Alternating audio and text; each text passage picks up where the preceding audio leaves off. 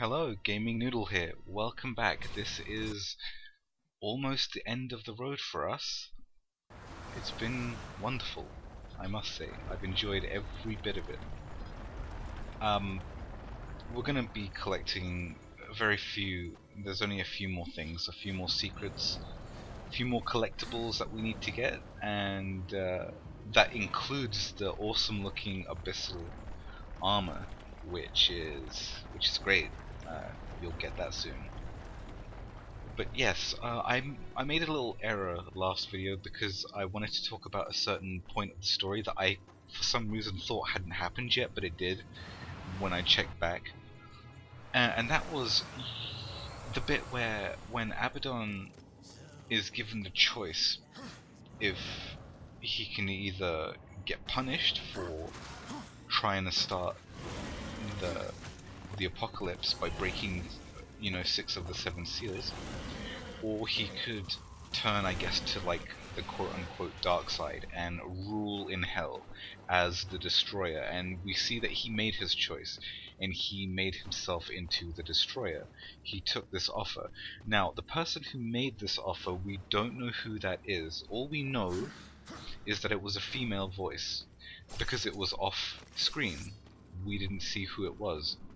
So all we have to go by is that it was a female voice, and it obviously wasn't Uriel.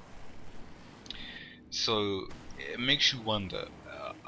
That's why I talked about Lilith and Samael before in the previous video. It could be, that voice could be Lilith, who we haven't seen in the game yet, but who in the comics has a relationship with Samael. So we have to. I was thinking, okay, well, if it is Lilith, she's obviously extremely powerful. That she can make this deal with Abaddon. That she can make him into the destroyer. He's like the massive, big main boss of this game, and she has the power to make him into that. So she must be hugely powerful. And then I thought, well, then if it is Lilith, this very powerful demoness, or whatever you want to call her, and she has this relationship that we do know of with Samael because it's in the comics. Well, it's in the comic that I saw, and I must say that when I saw the comic, he seemed very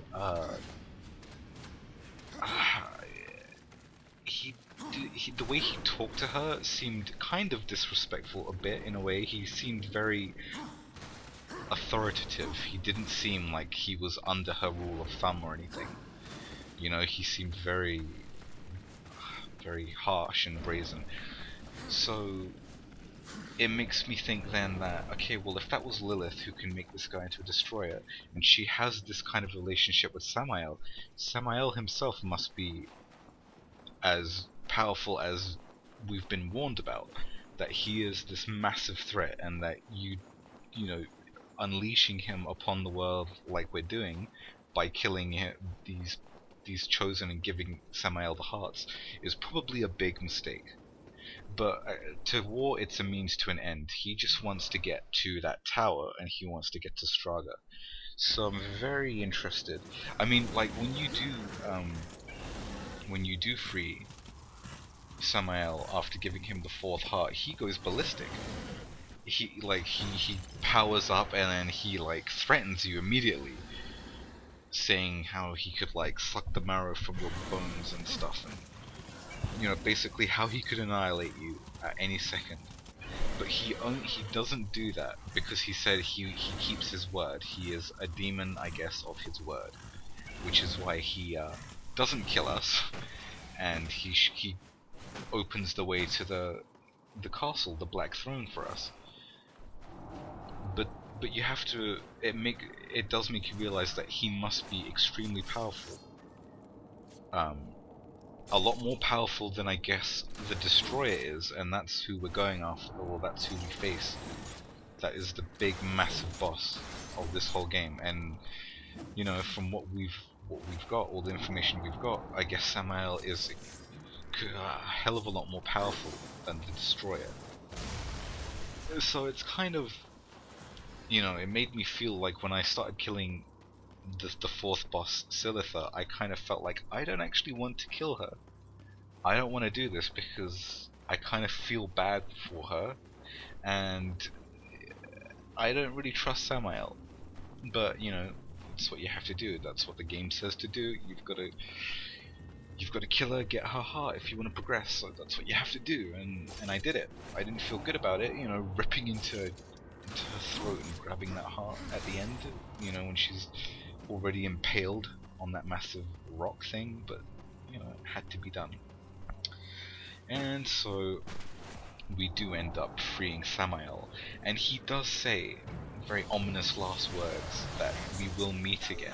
You know, we don't actually meet him again in this game, but you know, who's to say what happens later on in maybe Darksiders 2 or 3, or I hope it goes on for that long. But I want to see what happens when we meet him again, what the circumstances will be, if he's gonna, you know, if we're gonna have to fight him. I do think we're gonna have to fight him. I'm sure of it. Like in an, if not in 2, in 3 or another one, we will end up fighting Samael. Perhaps he's one of the main, like maybe the end boss, or maybe he will be just one closer to the end boss, like maybe just under the end boss. Him and Lilith or something. I don't know, but it's gonna happen. I'm sure of it. Again, that's assuming Lilith was the person that turned Abaddon into that. You know, it's just speculation right now. But I do think it was her. And if it is her, then hey, you know, I've seen the concept art that they've had for her, and it looks really cool. She looks really very nice, and I think she'd make a really good boss. Perhaps her and Samael together, 2-on-1, would be great as well. Although, like I said in a previous video, it would be good to see all of the horsemen in one game, where you can switch out immediately whichever one you want. Oh, I want to play as Death, so you press a button, you switch out in your Death. Oh, I want to play as War, you switch out your War. Oh, I want to play as whoever else, you know. Fury, Strife, or the other two. Famine and Pestilence, all that stuff. So it would be nice. I know one of the horsemen, at least in the Darksiders universe, is a female. You can tell by the silhouette of in the beginning intro movie of this game. So it'd be very interesting to see that as well. Maybe in Darksiders 3 we get to play as her. Who knows? But it's already set. It's common knowledge now that Darksiders 2 will be Death. We will be playing as Death. I don't know if we're gonna see any more horsemen in the game. We might do, but we are predominantly playing as Death, like we've been playing as War in this first game. So I'm very interested. Hopefully, maybe Samael will be in number 2. And here we have the final Abyssal armor piece, and look at that. That looks amazing. I mean, talk about awesome. Look how dark, and that's just great. I love that. It reminds me of something I can't remember. An album cover, like just the way it's shadowy with those eyes glowing out, you know. But yeah, there you go. You now permanently have the Abyssal armor. I think it will carry on into your next game. Whichever game you play, you get to choose if you want to use the Abyssal armor or not. So go ahead and play the game again if you want to, with this new armor. As I said, I think it gives you life stealing and some other perks, and the obvious perk of looking absolutely awesome. I mean, it's a lot more chunky. You look a lot more chunky than before, but it's great. It's so, like I said, I love the models and the art in this game. The sculptured weightiness of everything is phenomenal. I love it. But yeah, we've got this armor now. I think that's basically almost everything. As you can see, we only have 2 more Wrath icons left, and we only have 1 more life icon left. And we'll get those very quickly.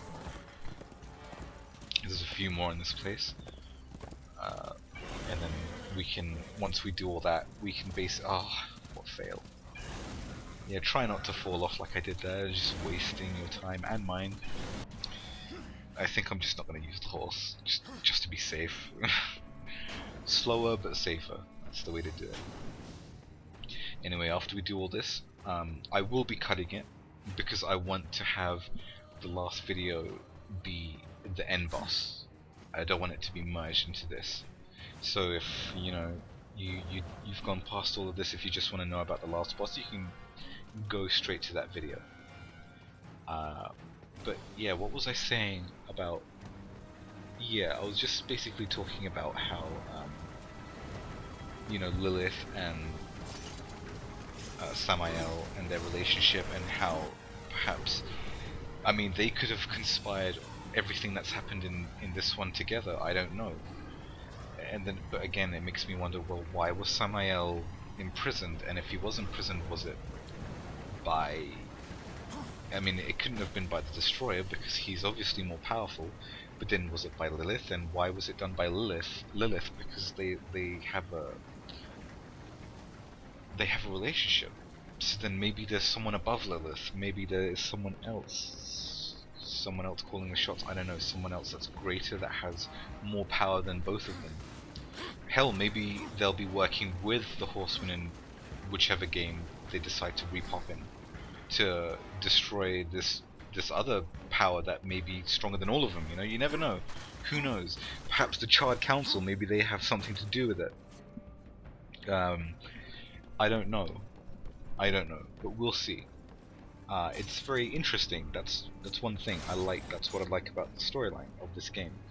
It's a nice kind of hack and slash adventure game, but it's got a nice, interesting storyline. I've always liked kind of apocalyptic games and biblical references. I always like those kind of things. I'm not a hugely religious person myself, but I find it very fascinating, the whole story and the mythos. Not just, the Christian text, but, I love Norse mythology, Scandinavian, all sorts. From the Quran as well. There's stuff like, with the jinn and stuff. There's all sorts. I think, like, for instance, Ifrit from Final Fantasy is Ifrit from the I think it's some Arabian kind of mythos as well, of like a fire jinn or something like that. So it's all very interesting stuff. I love all these kind of stories, because I'm a huge kind of fantasy nerd, and I love all these kind of things. It's very interesting for me. I can never get bored of it. I can play 100 games, and I know some people don't really like it. They play fantasy games and they're like, oh, I'm so sick of elves and dwarves, and I never understood those kind of people. It's like, well, why are you playing a fantasy game then? That's, that is what fantasy is about. Well, at least for me, if I see something that's sci-fi, I'm gonna expect stuff in space. If I see fantasy, I'm gonna expect the usual kind of stuff of magic and wizards and witches and dwarves and elves and all sorts of things, Just because I think the problem is, especially with these kind of games that do fantasy, is that there's a lot that's lacking, and I understand that. Like, I like dwarves and elves and all that kind of stuff, but I'm never gonna say, oh, it's so boring to have elves and stuff again, why can't you do something different? I'm not like that. I want those things. But I do know that there's plenty of games that have those things that are still boring as hell and dull as hell, because they just are. They're very uninspired. The lore behind... Sorry, my voice is getting very dry. Let me get some water here. Bloody hell, what happened? I think I'm talking too much. One sec.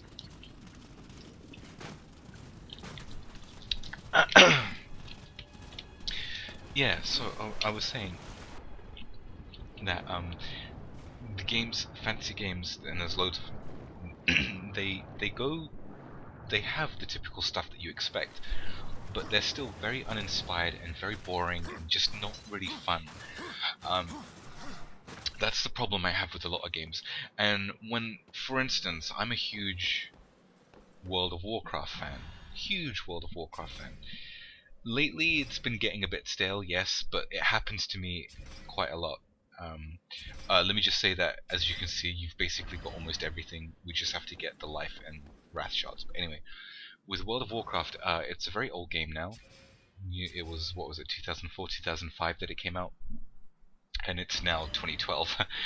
But they've really, Blizzard, I mean, the creators of WoW, they've done a superb job with the game, I think. They really don't get the credit they deserve, I think, because so many people have played it to death and they're sick of it. And then, just because they're sick of it, they think it's a shit game. And I think that's completely, it's wrong and it's out of order. You can't do that. It's like, oh, I played this game for like 4 years and it's so crap. Well, no, it's not, because you played it for 4 years. And I know some people say, oh, well, no, because it's addicting. It's addicting because it's good. I find it silly to say no. People think that, oh, because it's an MMO, it's supposed to be addicting. It can be a shit MMO, but you'll still play it because it's addicting, because it's been made to be addictive. That's bollocks. There's like hundreds of MMOs out there, and I like MMOs as a genre, and there's plenty I don't play because of the fact that I find it boring and crap. They copy a lot of WoW, and they do a lot that WoW does, but it's still boring to me, and it's because of certain other reasons why it's like this. So it's not true that, oh, just because of the fact that it's an MMO, that's why you're playing it, because you're addicted. No, because WoW is a good game and people need to give it the credit it deserves. It's a great game. People play it for years because of the fact that it's so good. Okay, I don't care what you say. If you disagree, you're wrong. On this kind of situation, I'm sorry, you're wrong. You can't have an opinion about this. You can't play something for ages. I mean, if you're one of those people that play something because there's nothing else to play, so you're like, oh, well, I've got nothing else to do, so I just play WoW. I don't care. That's not a good excuse. That's not a good reason. If it's a crap game, you won't play it. You will find something else to do. It's got to be at least bearable if you're going to be playing it hours on end for years, and even if it's a crap game. That doesn't make sense.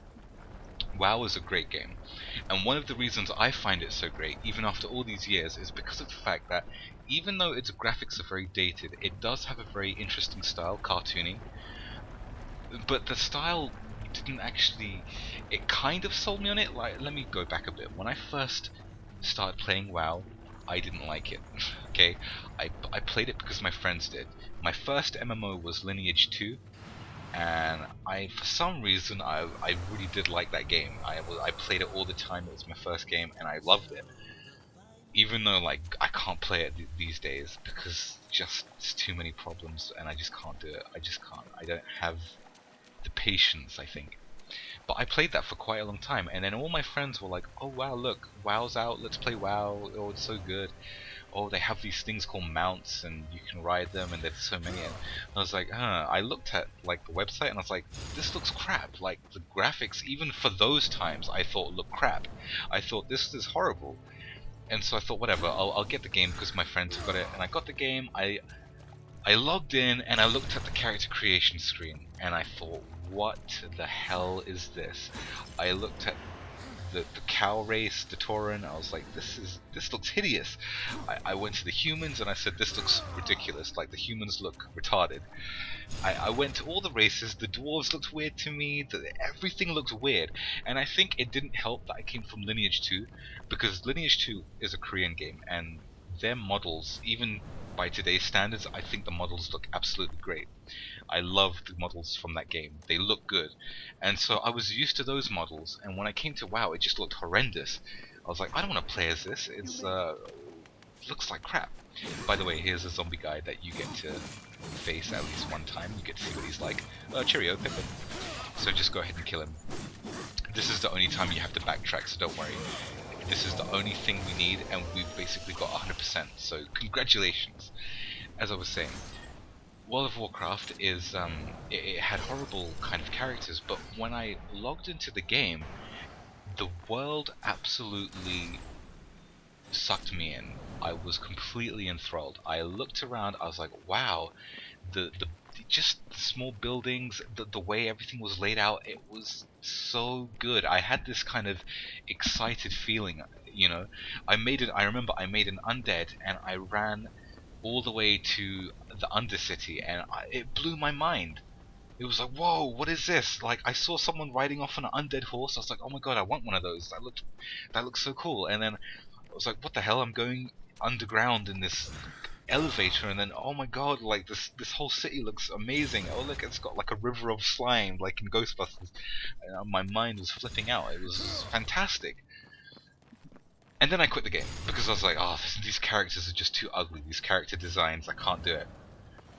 And then the Burning Crusade came out, and I saw the elves, the Blood Elves, and I thought, I guess I'll try and do it again. So I made a Blood Elf Paladin. Please don't kill me. And that's what I kind of liked the designs of those, and I stayed with the game. And I got to see the full game, and I just absolutely loved the world. And ever since World of Warcraft, there's still not been one game I have ever played, even before then and after that, where the world is it's so finely crafted as World of Warcraft. I honestly, people have to really give it credit. There's so many countless places in World of Warcraft where I thought to myself, I wish this place was real. Like, I would love to live in a world like this. There's gonna be a movie, I'm gonna let you watch it. My greatest work. Until now.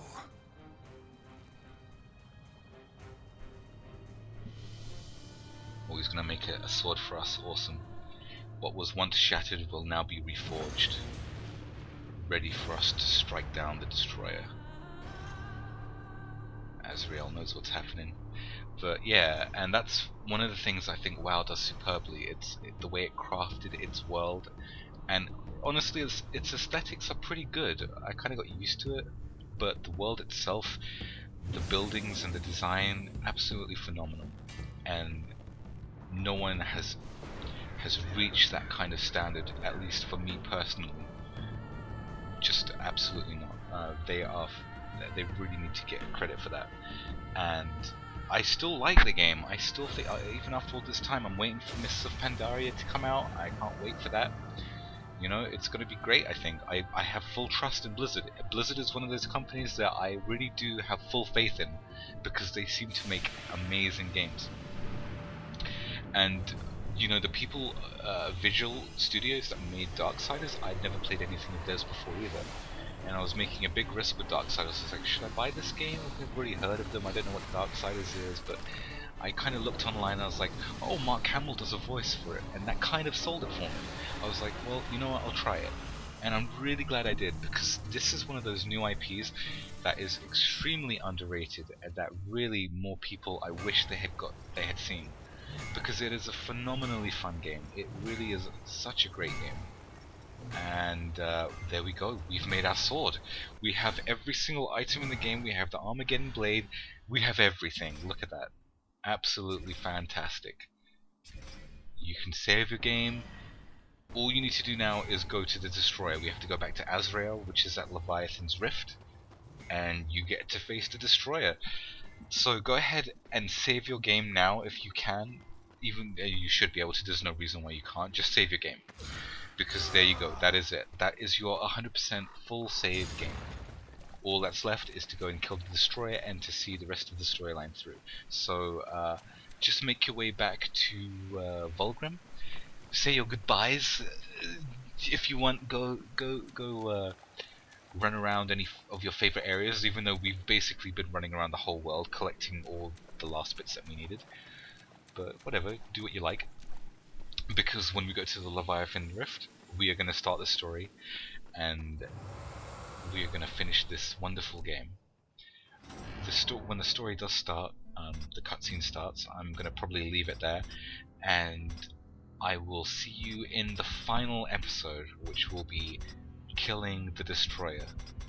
And what a video that's going to be, because this final fight, the fight with the destroyer, is really cool. You're going to love it. It's really, really good. So yeah, I think I'll leave it here. Like, dislike, I've said this 1,000 times now, it feels like. I don't like saying it, but I kind of feel like I have to.